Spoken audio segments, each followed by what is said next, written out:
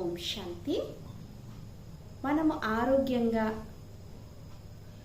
ఆనందంగా జీవించాలి అంటే సదా శుభకరమైన ఆలోచనలు చేస్తూ ఉండాలి.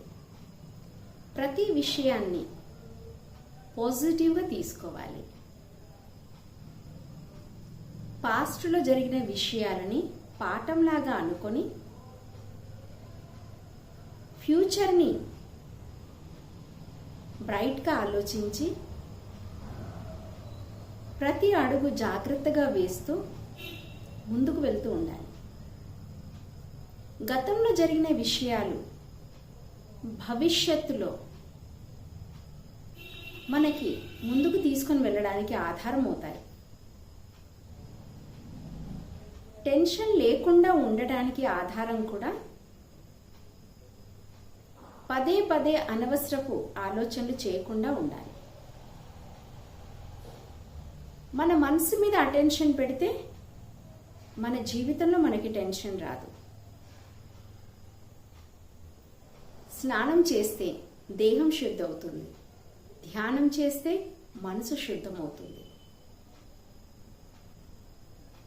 శుద్ధమైన ఆలోచనలు, పాజిటివ్ ఆలోచనలు ఆనందమైన జీవితానికి, సక్సెస్ఫుల్కి ఆధారం. అన్ని విషయాలు మనకి మంచే, అందరూ మంచివారే. మన జీవితంలో జరిగేటివి కూడా అన్నీ మన మంచికే. గీతాలో సారం ఉంది చూడండి. నిన్న మంచి జరిగింది, ఈరోజు మంచి జరుగుతుంది, రేపు మంచి జరుగుతుంది. నిన్న వేరొకరిది, ఈరోజు నాది, రేపు ఇంకొకరిది. ఏది ఎవరికి శాశ్వతం కాదు. ఉన్నన్ని రోజులు ప్రశాంతంగా, సంతృప్తిగా, ఆనందంగా జీవించడం కూడా ఒక కళ. సర్దుకుపోవటం కూడా ఒక కళ. క్షమించటం కూడా ఒక కళ. నైతిక విలువలతో కూడిన జీవితము చాలా ఆనందమైన జీవితాన్ని, అనుభూతిని చేయిస్తుంది. కాబట్టి ఆందోళన చెందకండి, అశాంతి అవ్వకండి. ఇప్పుడున్న కాలంలో ఆరోగ్యాన్ని కాపాడుకోవాలి.